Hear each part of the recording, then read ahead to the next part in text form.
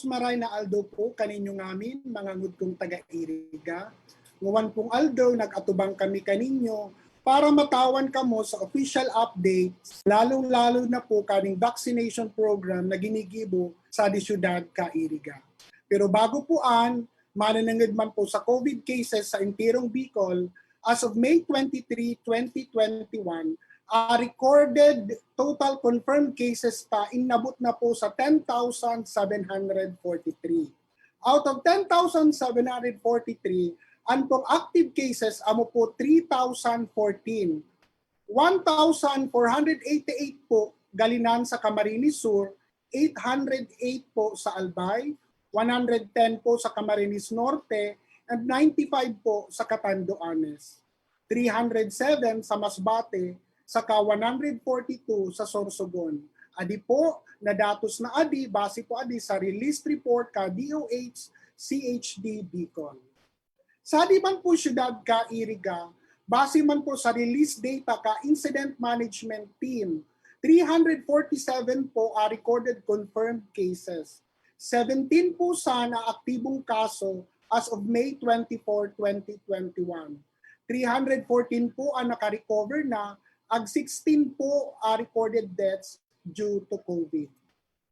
Liwat po sa ngaran kalokal na gobyerno ka Iriga sa pamamayo po kaginagalangan tang alkalde na si Mayor Madel Yorobe Alpilor ampong pagparimrim na mo na kita nasa quarantine pa kaya kaipuhan tapaman po mag-obserbar sa physical distancing, magsupong sa face mask and face shield, lalo na kinmigluwas sa kaiman tinirta na malinig akamutta, aawak, abaloy, ag akapalibutan ta.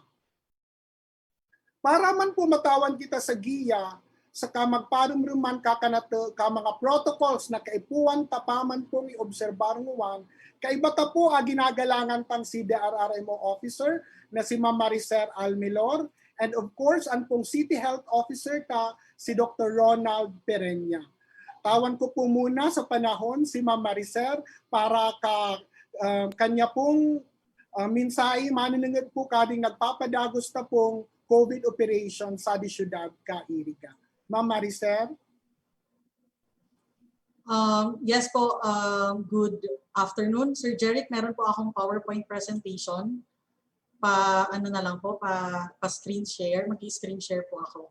So, in the meantime po, isa di po kami ulit nuwan, nag-aatubang po kaninyo ngamin, dahil po, pong Iriga City ay under paman din po sa Modified General Community Quarantine. So, sa nguwan, agkupaman din po kita. Ayan, so screen share ko lang, adi pong PowerPoint ko na prepare. Nababayad man po. Ayan. Ayan. So sa nguwan, Iriga City po is nasa under Modified General Community Quarantine. So sabi po nga ni kakanatong PIO, si Sir Peter, pinaparumrum po ka ngamin na under pa rin po kita sa quarantine. So ibig sabihin, stay at home, kung diri man po kinakaipuan na magluwas. So sa di po Iriga, kung mababayad po ninyo, naka-flash nuwan, adi pong mapa ka Iriga City. So sa di po pinapabayad na adi pong agko na po mga barangays na an pong mga agko red, amo po anso agko na mga death. Then an pong mga naka-yellow tasanguan, mga active cases and recovered cases, an pong violet is active cases. So san po hopefully adi pong mga pula, diri po magliyap sa adi po mga barangays ta. So as of May 25, 2021, agko po kita new recovered case nuwan, kaya po so naging active cases ta is 16 na lang po. So total po, magpuon po nagkaagko po kita COVID cases na recovered cases ay 315. So a death ta, 16 na po. So total po kan is 347. So amo po adi emergency operations center managers, adi po amo di mga lawmaking bodies na ini-implement po kakanato pong incident management team. So amo po adi incident management team ta, agko po sa di City Health Office, DILG CTT, So agko po sa di BFP and PNP and of course po an pong mga DRRM office. So after po kan nagkakaagko po kita planning meeting para po pag-usipan kung ano po ang mga magayon ta pong gibuhon para po sa pag-implement kan pong COVID operation, and at the same time after ka planning meeting nagkakaagko po kita operational briefing.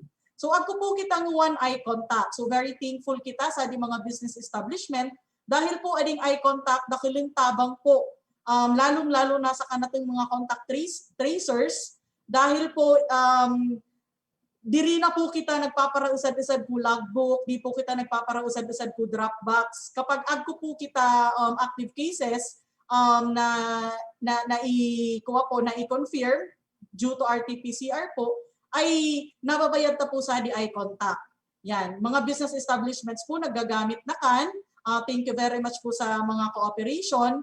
Dahil po isitaman na nagluluwas po ang mga tao dahil agko po tuyo sa di mga business establishments ta. Ayan, nakakatabang poan. Then, adi po mga contact tracing team ta. Amo po adi nasa City Health Office and at the same time, agko kita mga DILG contact tracers na nag-iiyan poan house to house sa mga confirmed positive cases or antigen positive cases ta po. Agko din po kita i-konsulta, ano po ading i-konsulta. Amo po adi so free consultation sa adi po sira Dr. Pereña, si Doc Arian, si Doc Cindy, si Doc Chanel, and si Doc Mark na syempre po isita natakot po ang mga tao sa nguwan na magpa-check up. So ang po nga niyan i-reiterate ko po nguwan na diri po kita mag-hesitate na mag-message po sa adi kasi sa kadaklan po kadtong 16 na nai-confirm death ta po due to COVID ay nagpapakonsulta po sa doktor kapag malala na. So kapag nagdidisat na, so auto saturation niya mababa na, malala na po ang kamutangan, severe na, an pong mga hospitals kasanguan na nag-a-attend sa COVID cases ay mga punuan na din. So dirita po pag ilatin na maging severe kita. Kasi an pong mga hospitals ta sa Iriga City, diri po makikater as severe. So ililipat na po sa BMC. So kaya po sa di hospitals ka city, adto pong mga mild and moderate lang po. So kapag agko po namamatian, available po 24/7 mga doctors, di ba Doc Pereña? Mga doctors ang sasagot po sa inyo dito sa e-consulta. Then kapag agkuman po kita mga confirmed cases, nagla-lockdown kita. Adi po gusto ko din i-explain na kapag agko po mga tarpaulin, di po kita nagbubutang sa tarpaulin kading under kading task force lockdown na ida po kita waiver minsan taabo nirang magpabutang sa tarpaulin pero pinipick up tapuan sa IC sa paiyan poan sa CIU dahil ibig sabihin kaya po kamo ila-lockdown kasi nag-positive or close contact po kamo sa usad na patient. Then kapag binitangan po kamo kadi, nagpapapirma po kami sa consent. So agko po mga nagkalat sa social media na bigla na lang daw pong nabutangan sa tarpaulin. So i-explain ko lang po, di po kami nagbubutang sa tarpaulin, nang ida po kami consent. Then nagpapapirma din po kita kan sa barangay dahil po after pong ma-lockdown kading mga confirmed cases ta ay mino-monitor po adi kanatu pong mga DHERTS or Barangay Health Emergency Response Team and adto pong mga task force striker ta. Ayan. So kapag naka-lockdown, nagtatao po kita sa food assistance. Very thankful kita dahil very hands-on po ang kanatupong si Mayor Madel. Dahil po iya mismo po, minsan pag available iya mismo po ang nagtatao sa food assistance ka mga naka-lockdown in coordination po ang kakanatupong CSWD. So an pong tinataotang mga food assistance, allocation po an good for 7 days. Then kapag in-extend po kamo, another food allocation po an kaya po an po mga food allocation ta ay naglalast po an for 14 days. Agko po an itlog, mga dry and wet goods, agko po an bugas, even po agko po an water kapag na-identify ta po na adto pong linakdown ta ay insufficient po adtong mga water supply. Then kapag naka-lockdown, sa po sa health monitoring dahil sinisituit ta po na anpong ngamin na linakdown ta ay ngamin po na monitor ta ang health status nira. Kasi for monitoring sira, kaya po nga nilinakdown ta sira. Then if ever na ma-found out ta na kaipuan po nira idalagan sa hospital, dinadaratapuan sa nearest hospital. Very thankful kita kadi pong Barangay Health Emergency Response Team headed by mga punong barangays. Dahil po sira po ang maigot po na nagmo-monitor ka mga naka-lockdown or mga LSIs and ROFWs na mga nasa barangay. Padagos pa rin po aka natong pag-decontaminate sa mga market, sa mga business establishments, sa mga national offices and local offices po. So di po mag-worry dahil po sa iriga, mini-make sure ta na ngamin po na iniiyanan ninyo ay safe po. Sa di man po aka natong strict law enforcers. Sa di ay patrol, katabang tapusan a BFP, katabang tapusan ang mga TODA at pong TODA Rescue Task Force Multipliers. Nagpapasalamat din po kita sa Kabalikat, 143, 167, United Kabalikat at Kabalikat Civicom dahil san po sira pirming nakaantabay ka na para po maging force multiplier ta just in case na mga kaipuwan ta.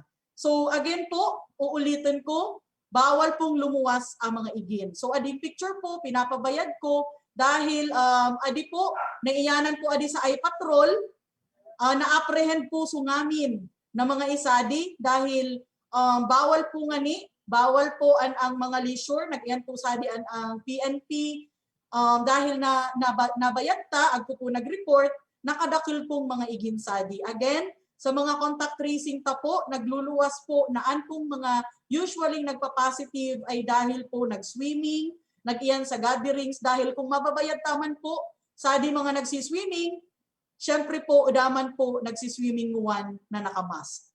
Ayan. So, gusto ko lang i-reiterate din po ading memorandum ni DILG na suspension of all activities that generate or attract mass gathering.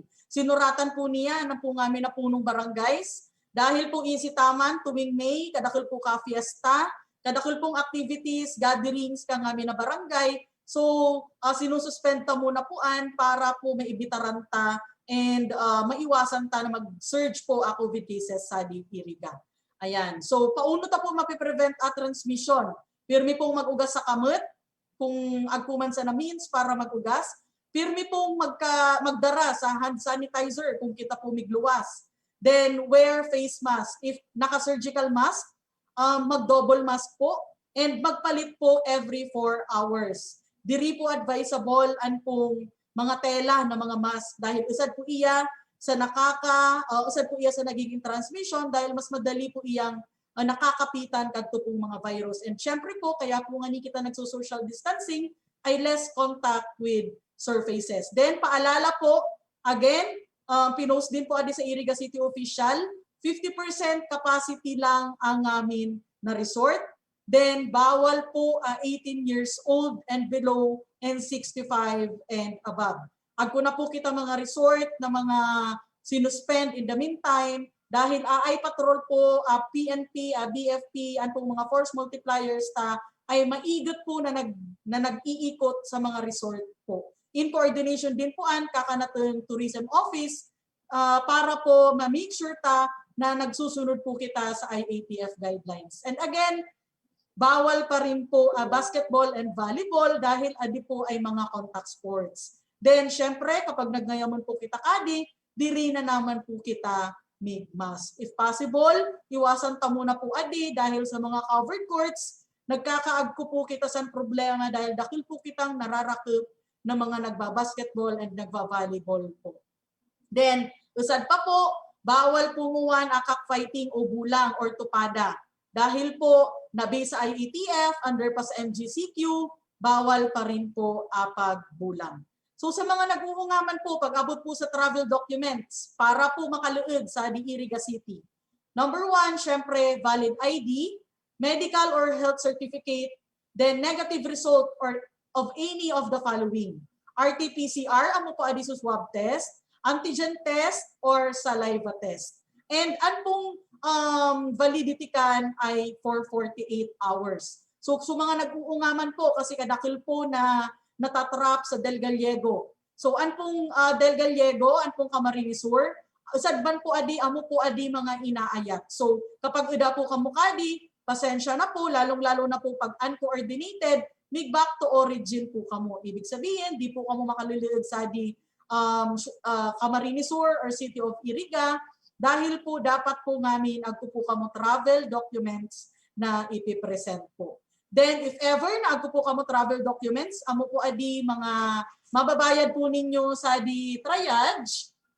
Then anpong triage ta matatagpuan po adi ninyo sa di New Government Center sa di bagong building kaabay po kading City Hall. Agpo man din po mga signage adi pong mga staff na adi 24/7 agpo po sira rotation mababayad po ninyo sirasan. And i-validate nila sa mga documents ninyo, i-register kamo. Then if ever po na complete documents kamo, ay if may go home freely man kamo, then na-advisean po a barangay na uli po ading coordinated LSI or ROFW. Ayan, para sa travel acceptance or travel authority issuance, sa di man po an New Government Center, sa di po kaabay ka dialysis center beside City Health Office. Ayan, si Ma'am Mitch. Ayan, so saan po ninyo yan mababayad? Uno po mga kaipuhan, medical certificate, ORCR, pululunadan ninyo, then driver's license, photocopy, then if possible po, ngamin, agpo na po photocopy, then syempre po RT-PCR, antigen, or saliva test po. Ayan, so ngamin man po, para maisiyan po kakangaminan, agpo po kita community isolation unit. Sa dita po ibinubutang ang amin po na nag-antigen positive and RT-PCR positive para po matutukan ta 24/7 po ang mga nurses sadi. Agko po sadi doctor everyday na nagvi-visit, agko din po ang treatment area. Kasi na-experience ta po na nagkapunuan or king sa hotel nga ni po fully book ang amin na mga hospitals ta. Kaya po si Mayor nag-initiate na magbutang po talaga kita. Agko po sa ventilator, kompleto po ang namin. Nag-add po kita sa mga doctors para po matugunan ta po ang amin na pangangaipokan po mga COVID positive ta. And again po, mahalagang paalala, please stay at home. So hindi man kinakaipuhan, magstay lang po at home dahil ulitin ko a virus diri nag-aagi. An pong mga tao amo po an carrier, kaya po kita nagdadakil, nagsusurge. Kami po nakikiusip na please stay at home. If ever man po na magluwas, magsuot ng face mask. Ulitin ko po, double mask kapag surgical mask. Di po magparagamit sa tela. Then panatiliin ang social distancing. 2 meters, at least po 2 meters. Then gumamit ng eye contact application. Dahil sa di eye contact application, agko po sa di i-konsulta na makatatabang po sa maray kaninyo if ever po na agko kamo namamatian. Then pakisave po, if possible, mas screenshot ta po ading mga emergency hotlines dahil po amo po ading mga importante na kaipuhan tang matawagan. 24/7 po agpupusan kaninyo migsimbag. Then sa Emergency Operations Center, emergency hotlines, call takers are available to answer your calls 24/7 po. So pakipicturan, ngamin po emergency, COVID operation, ambulance, medical emergencies, pwede po ninyong i-cater. Even po bukang mga emergencies, pwede po namang i-coordinate king sari pong mga agency para po matabangan kamo ngamin na pangangaipo ka mga irigenyo.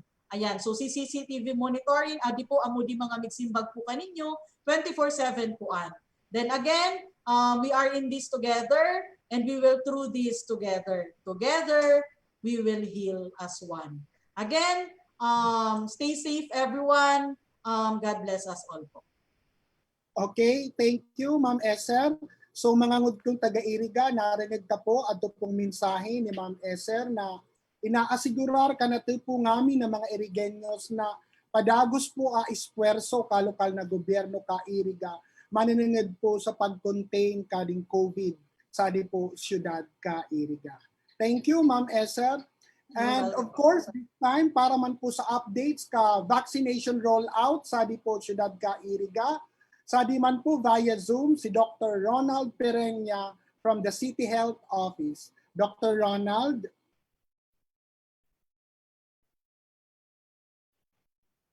Dr. Ronald.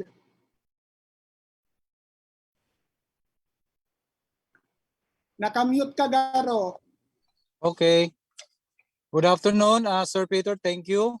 And as well, nagpapasalamat ako na nakaiba kitang yung digdi sa tuyang very, very important na sa tuyang mapaaram sa tuyang mga kababayan ang sa tuyang latest status with regard sa vaccination rollout sa Iriga City. Before anything else, sisimulan ko muna way back itong first batch kung kasuarin nagpuon ang satuyang vaccination sa Iriga City. As you can see, nag-start po kita mag-roll out vaccination way back March 26, 2021. Yan po ang inot na aldaw na binigyan tayo ng DOH ng Sinovac vaccine. And nakapag-vaccine po tayo, vaccinate tayo ng health workers na almost 120 persons last March 26. And then it was followed, second batch, last April 14, another 55 health workers ang na-vaccinate. And then followed on the third batch, Sinovac vaccination again, April 26, mayroon po tayong 50 na binaksinate na health workers. And may mga halo na pong mga senior citizens ang nabaksinate na araw na yon. And then followed on the fourth batch, binigyan po tayo ng allocation na 1,000 Sinovac vaccine by the DOH. And it was ruled out for almost a week. And naubos po lahat yung 1,000 na Sinovac. Mayroon na po doon ng, aside sa health workers, mayroon na pong mga other frontliners. And marami pong mga senior citizens. And marami rin pong nagpabaksinate na mga tao na may mga comorbidities. And then on the fifth batch, nagkaroon ulit tayo ng additional rollout, another Sinovac, binigyan tayo ng 390 doses last May 14. And as of yesterday, nagkaroon naman tayo ng another rolled out. Nakapag-vaccinate po tayo ng almost 246. Halo po yan. May health worker, frontliners, senior citizens, and persons with comorbidities. And then as of today, kakatapos pa lang po kanina, nakapag-vaccinate po tayo ng 305 health workers, frontliners, senior citizens. Napakagaling ng mga senior citizens. Ang dami po nila. At saka yung mga persons with comorbidities. So yun po lahat ang ating na-vaccinate up to today. Na po tayo ng 7th batch. So based dito sa latest report na binigay sa akin ng HEPO ng ating City Health Office, sa estimate natin na 2,500 na A1 or meaning health workers, ang na-vaccinate na po natin, fully vaccinated na A1 ay nasa 768 as of yesterday. Ito po ay combination ng mostly Sinovac and then mayroon namang kunting AstraZeneca. Almost 76 lang po yung AstraZeneca. And then nung category A2 which is senior citizens, yung total vaccinated na po natin as of yesterday, kasi po ngayon hindi pa namin nasisegregate kasi kakatapos pa lang po. Yung na-vaccinate na po na senior citizens ay nasa 837 na po as of yesterday. And then yung na-vaccinate na po natin na mga nasa category A3 or persons with comorbidities, 627 na po as of yesterday. Now, dinagdag ko po yung 305 na na-vaccinate today, which is halo-halo po doon. So ang total na po natin na-vaccinate as of May 25, 2021, 5 p.m. kanina natapos, nasa 2,537 na po ang na-vaccinate sa Iriga City as of today. And kung tutusin po, sa buong Kamsur, tayo na po sa Iriga ang very aggressive na nagbabaksinate kasi halos naka 7th batch na po tayo. But nevertheless, malayo pa po ang ating tatrabahuin. Dami pa po nating babaksinan. Kasi kung titingnan po dito sa report na hawak ko, sa estimate na 2,500 na health workers, halos nasa 30.72% pa lang po ang nababaksinate natin. So, nakikiusap pa rin po kami na sana po yung mga nagdadalawang isip pa po, sana po mag final decision na po kayo. Kasi kailangan na po natin yan dahil tumataas na po talaga ang cases, hindi lang ng COVID, kundi yung pong tumataas yung mortality, hindi lang po sa ating city, but the whole Philippines. And then another, sa A2, estimate natin, yung A2 natin, yung senior citizens natin, mga 20,000 siguro sila. As of yesterday, nasa 4.185% pa lang po ang nabaksinate natin. Pero malaki na po to as compared to other towns. And then yung A3, yung mga persons with comorbidities, ang estimate po natin nasa 60,000 sila. As of yesterday, nasa 1.045% na po silang nabaksinate. Kung titingnan mo sa percentage, parang kukunti lang po, Sir Peter, kung titingnan mo po yon. But kung makukuha mo yung numbers na nabaksinate na natin, as compared again to our neighboring towns, malaki na po ang ating improvement na nagdesisyon na po ang ating mga tao sa Iriga City na mag-vaccinate na. So natutuwa kami kasi kung iisipin namin yung una naming araw na nag-vaccinate kami nung March 26, which is roughly nasa 120 lang kaming nag-vaccinate noon, sa ngayon po talagang nag-uunahan na po sila magpalista. Actually po, we are on the process of asking much bigger allocation next week. Kasi po talagang tumataas na po ang awareness ng tao na talagang mabaksinate na sila para at least at ease na po sila na fully vaccinated sila at hindi na sila basta-basta maulakitan kaning virus na COVID. Or if ever naman, kahit na nag-iingat sila, maulakitan masinda, very mild na lang po ang effect sa kanila kasi fully vaccinated na po sila. So again, patuloy pa rin po tayong nakikiusap sa lahat po ng ating kasama sa Iriga at patuloy din po tayong sisikapin natin na matugunan lahat ang pangangailangan ng mga kababayan natin sa Iriga. Sisikapin natin na maabot natin yung 70% or higher na mabaksinate na tao sa buong Iriga para po makamit natin yung herd immunity na ating goal o even goal ng lahat ng towns o cities dito sa Kamsur. And thank you sa mga tumulong na maging successful yung vaccination. Not only yung mga nakalipas na araw, lalong-lalo na yung today na nangyari.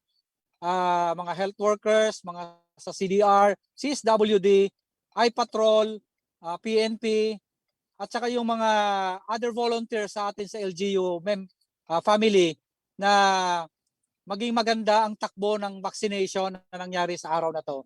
And ipapagpatuloy po natin to hanggat may dumarating na allocation from the national government. Hindi po tayo hihinto na hindi natin maabot yung target natin na mabaksinate lahat ng tao sa Iriga City.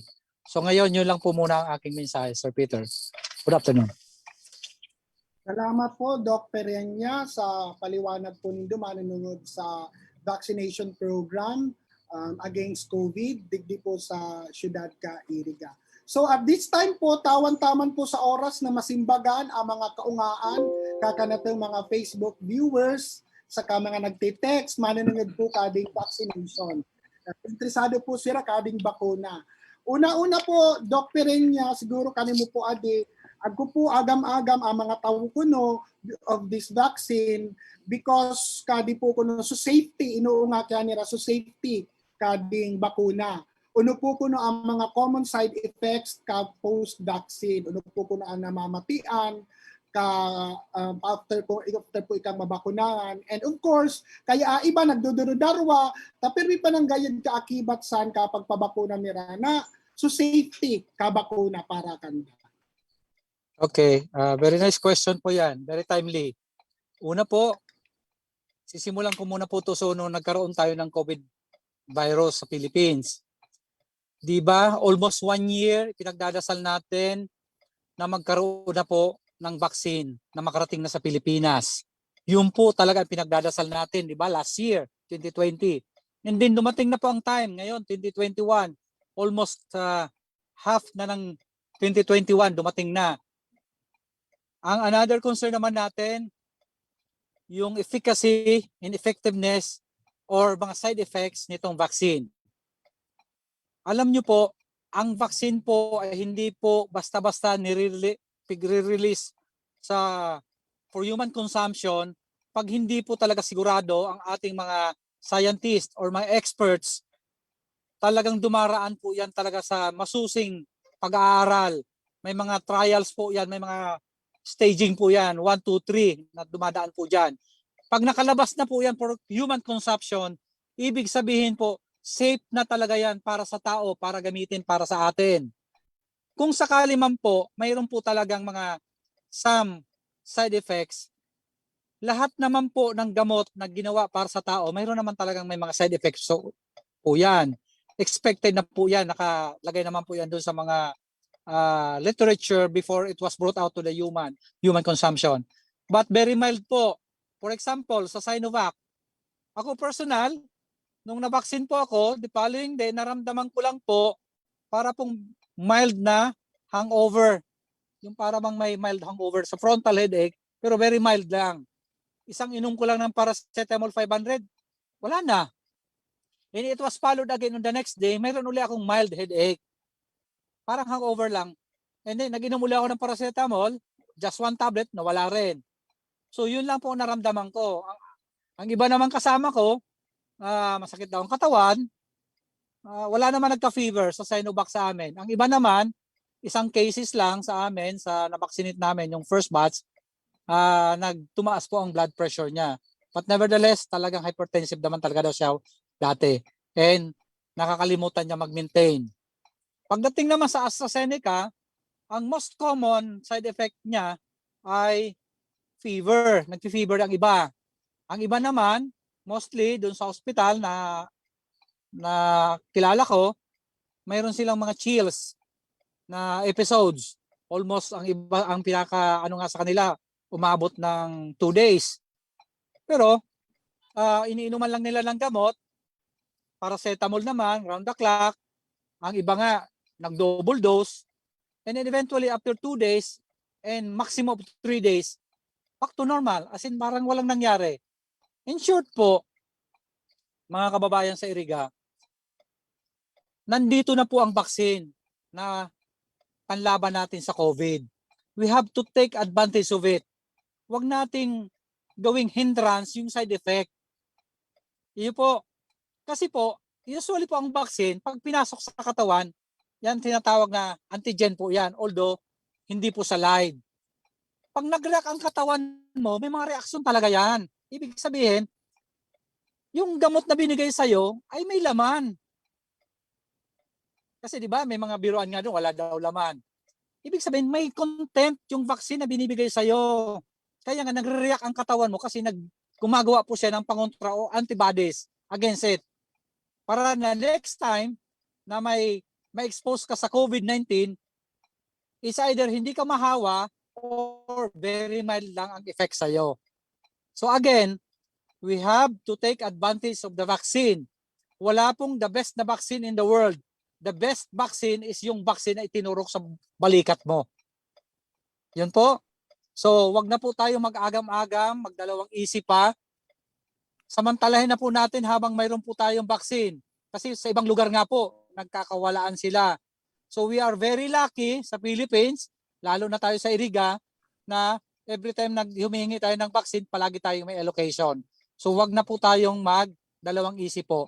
Para po masiguro po natin na safe ang ating sarili, lalong-lalo na po ang ating family in the whole community in the city of Iriga. Good afternoon. Okay. Salamat po, Doc Ronald.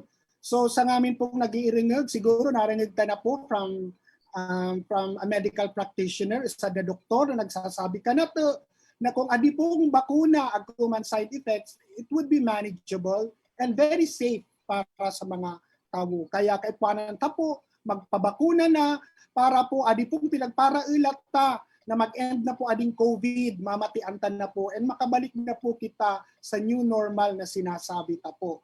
And dito po ang ma-achieve kung diri po kita migpabakuna. Kaya an pong pag-inganyar nga mo, pag-imbitar po kaninyo ngamin in pagpaliwanag na sana po diri po kita magparairinig basta-basta kung sari-saring impormasyon, mag-iringig po kita sa mga tawong nakakaintindi, lalo na po sa Dr. Dr. Ronald Perinya, na iya po nagbabouch na adi pong bakuna pong adi, very safe po adi kanate namin. So this time po, ako naman po sa nga, kuno man po schedule ka mga bukang seniors person with comorbidities. Kuno po next schedule man po kung mga bukang pong classified sabto senior citizen saka person na with comorbidities. Ako Okay, na po kita schedule. so far, sir, Sir Peter, kailangan natin ubusin muna itong A1, A2, A3, and then susunod na po yung mga A4 siguro before the end of this month. Susunod na rin natin yung A4, which is very eager na rin sila magpabakuna. Marami na po talaga nagpapalista. But we have to make sure na ubusin muna natin, mabakunahan yung mga seniors natin, yung mga persons with comorbidities kasi sila po talaga yung masyadong vulnerable sa COVID-19. Sana po maintindihan naman ng ating mga kababayan. Huwag po silang mag-alala. Lahat po tayo mababakunahan sa tamang panahon. Tatapusin mo lang namin po itong mga natitirang mga clients natin na mabakunahan po. Yun po. Opo, you made mention, Doc Perenya, about the listing. May listahan po. Paano po Opo. kuno maka-avail ka bakuna so iba and ano po kuno proseso? Okay. Po Okay. Okay, sir. Sa ngunyan po, ang strategy natin ng pagpa-master list, halimbawa po, kung saan po kayong barangay, pupunta po kayo dun sa barangay health center, papalista kayo dun sa nurse na on duty or midwife on duty. Or kung hindi naman, pwede mismo sa City Health Office. Yun po ang usual natin. But ngayon po, mayroon po tayong kinakraft sa ngayon. Almost matatapos na rin po with the permission ng ating mayor. Soon po, magkakaroon na rin po tayo ng online registration sa pag-master list sa mga kliyente natin sa ating mga barangay para sa COVID vaccination. So, si Sir Jeric po ang nakatalaga na tinatapos na ata nila. Baka tomorrow may present namin kay Mayor for her approval and then before i-release po sa community. Again, this is online master list registration para sa mga clients natin na magpapa-vaccinate sa COVID vaccine. Okay, thank you po, Doc Perenya. So gusto po pala, pwede po magyan sa barangay nila, magpalista, and pag available na po ding online ka, irig ang pinagpaplano na registration for vaccination, they can go directly online.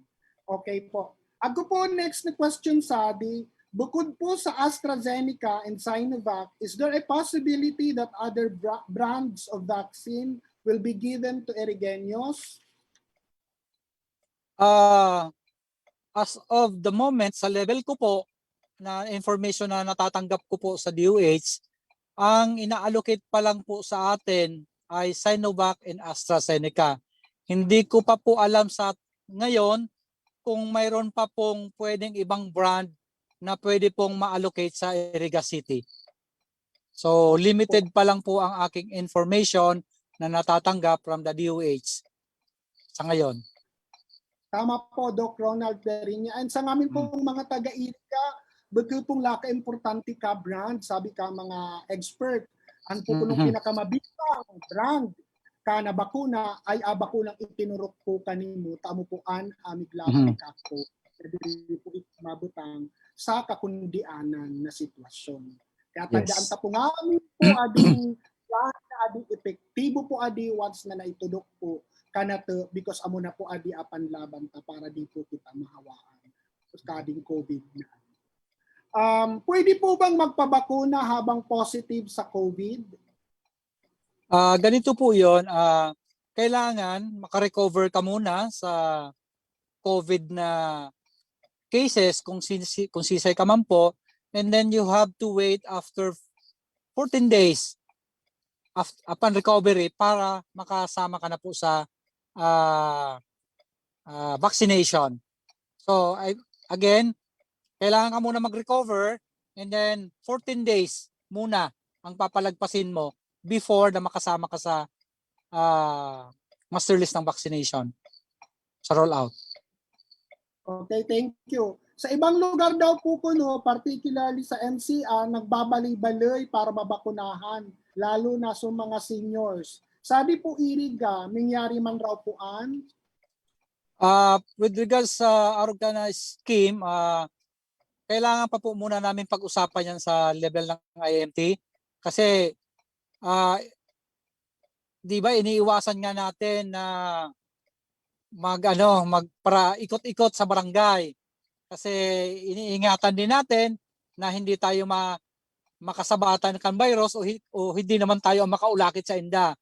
But we will consider that suggestions and we're going to meet or magmi-meeting muna kami sa IMT, di ba Mami Sir? And kailangan kasi yan with approval ng IMT and of course with our mayor. Opo. Okay, question po from Christopher Bombita Sonyo. From KSA, pauwi dyan sa Iriga, first dose ng vaccine dito sa KSA. Ano po lagay namin OFW na uuwi sa LGU ng Iriga? Salamat po. Sa Saudi Arabia daw po siya, parang may first vaccine na uuwi siya dito sa Iriga. Paano po ang sistema? Yes po, good afternoon, Sir Christopher. Para po sa mga OFW or ROFW, OWA po mismo and Bureau of Quarantine ang nagpa-facilitate ng mga papers pauwi po dito sa Iriga. So regardless po kung meron kayong first dose, kailangan nyo pa rin magkaroon ng RT-PCR negative result. Then ipipresent nyo po iyon sa Bureau of Quarantine or sa OWA, then sila po mismo ang magpa-quarantine sa inyo. So usually, ang nangyayari po ay 7 days quarantine under Bureau of Quarantine.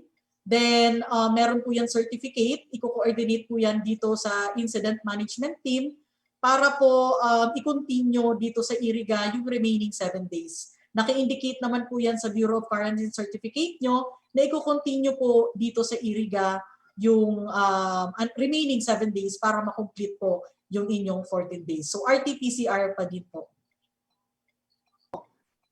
Ako po nga iya, sabi niya, naka-first dose na iya sa Saudi.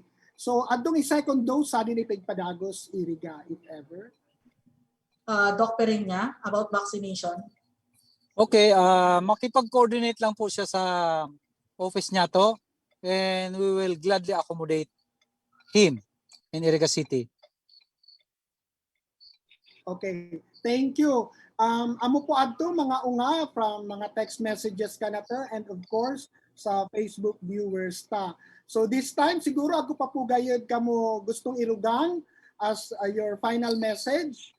Punan ta po kay Ma'am Maricer para kakanyang minsay maninang po kading COVID operation sa di syudad ka Iriga. Ma'am Iser?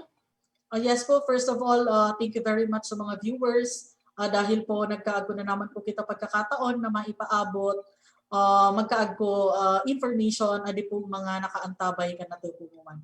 So again, ulit-ulitin ko lang po, please stay at home. Makipag-cooperate po kamo sa Kanatong Emergency Operations Center, sa IMT at lalong-lalo na po sa LGU Iriga City headed by Mayor Madel po. Kita po ngamin na medyo ginigibuta para ma-flatten ta po ulit a curve. So sana ipadagos ta na magatingay cases ta dahil po sa cooperation ninyo ngamin. Maging responsable kita sa bawat sa diri. King agko na chance na magpabakuna magpabakuna dahil amo po ang number 1 na panlaban ta para po maging back to normal na kita or new normal po na binabaoy. So mga Frenash ko puso bago, again, i-konsulta, emergency hotline numbers, dirita po pag ilatin na maglala or maging severe, ang po ngamin na namamatian ta, bago po kita mag-iyan sa hospitals. Kasi nangtulog po sa buot na narurugangan ang mga death cases ta, na agpuman sana po kita pwede pa munang maginibo para po malabanan tayan. So abuta po na marugangan, again, a death ta sa diiriga due to COVID, kaya po disiplina po sa lambang. Again po, keep safe everyone, isa lang po kami 24/7. Magantabay sa IMT page, Iriga City official page, then 24/7 po ag po kaninyo sa Mixinbang. Thank you very much po. Thank you, Ma'am Esther. So this time, Dr. Ronald Pereña para kakanyang mensahe man po sa mga taga-syudad ka Iriga. Dr. Pereña. Okay, Sir Peter, thank you. Good afternoon po sa uli sa Gabos ng mga taga-Iriga and then sa kapwa ko nagtatrabaho sa gobyerno. Salamat sa indong pagdangog sa ngunyan aldaw po na ini. Isiring pa man, paulit-ulit ni po na pinaparagumdum sa indo na tsaga-tsaga lang po sa pagpa-master list. Huwag po kayong mag-alala o huwag kayong magagalit. Kasi po, may mga sinusunod lang po talaga tayong priority na pinapatupad natin sa ating syudad. Yan po ay kautusan naman po galing sa DOH. Lahat naman po tayo mababaksinate in due time. And again, if ever naman po na magkaroon na po tayo ng online registration, please lang po yung ilalagay nating information, we should be honest. Kasi po sa panahong pandemic, sa panahong ngayon na seryoso po tayo sa pagsugpo nitong sakit na to, hindi po natin kailangan na mayroong nagbibiro po, na nagbibigay ng maling information. Nasasayang po ang effort ng LGU at nasasayang din po ang kapaguran ng ating mga worker o health worker at mga frontliners na ang mithiin lang naman po natin at namin ay mapuksa na po natin o makontrol natin tong COVID sa ating lugar.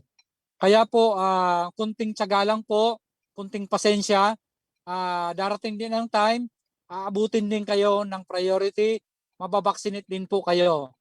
And while waiting, i-maintain nyo lang po ang pagsunod sa minimum health standards na patuloy pong iminumungkahi ng ating syudad. And again, yung na-mention din ni Ma'am Esther, yung i-contact, i-consulta,